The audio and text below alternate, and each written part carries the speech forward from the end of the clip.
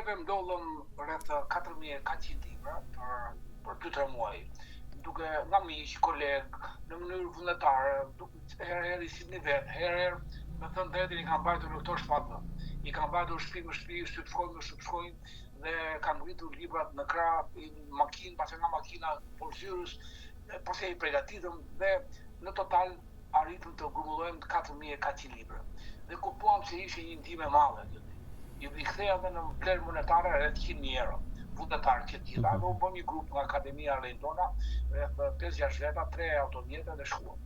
Aty kuptuam që libri ishte gjë e bukur, gjë e mirë, gjë e vyer, dakor, po ishte shumë pak, ishte pretekst për të njohur jetën e banorëve të Sanxhakut, të pazarit të ri që quhet Novi Pazari quhen atë sekut, një qytet-shtet i ndarë midis Serbisë dhe Malicit, rreth 420.000 banor aktualisht sot, 100% shqiptar në 1945, në 1945, 100% shqiptar dhe vrarë 16.000 për 3 ditë. 16.000 shqiptar për 3 ditë. Dhe ajo që më bëri përshtypje, pasi u takuam me zonjën Amina Nuria, që kishte një zyrë nga Këshilli Kombëtar Shqiptar që ekziston në rrugimin e Preshevës, nga i kryesuar që kryeministër për pjesën shqiptare, zoti Enkel Rexhepi, dhe në zyrën që asaj morën pjesë, jo se vum libra në stenda për gjëra, po aty që kuptuam ne, kur pyesja çdo person që qeshte, që na të ftente, që na tregonte rrugën, edhe nga smuja me shaka, babai, nena, grandfather, që ishin shqiptarë për shembull. Pra kishte filluar të vetë ditësojshin, të ndëgjësojshin, dhe kjo është një kontribut që po jep zona Amina Nuria duke bërë kurse shqip, duke quar libra shqip, dhe që të gjithë ata që nuk qeshtin, ata ishin e kupton vetë, fqin verior. Ata që nuk qeshtin, për fat të keq, ose për fat të mirë, uria me një shall Albania, edhe ndoshta më tregoni të tjerë që tremer nga shalli dhe kanë frikë dhe kuptojnë me një që është shqiptar. Por pjesa 80-90% e tyre që Kastile i pyesja ku është qendra filan, VRMA hotel, edhe të gjithë të gasën. Dhe këta i pyesa pas nga smoja dhe shokët mi më thoshin që po lej profesor se zgjidh, ore u dua të thoja sa më shumë shqiptar.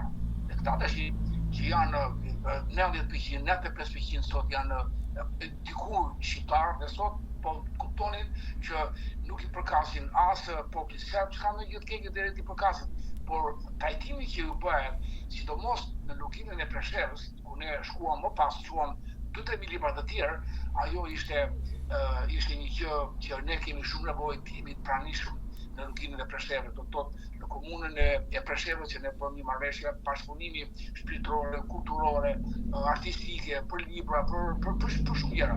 Pastaj shkuam në komunën e Bujanocit që na priti përsëri, edhe kryetari i Komitetit Shqiptar, zotin Kelexhepi Gjefat, por edhe kryetari i komunës që ishte shqiptar.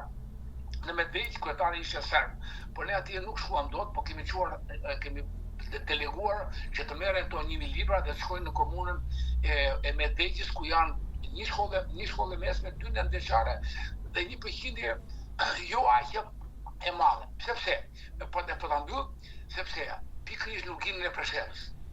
Ata që vdesin nuk të regjistrohen në mënyrë që prona mos kalojnë nga gjyshi babai ke i biri. Ata që lindin, fëmijë që lindin, nuk regjistrohen.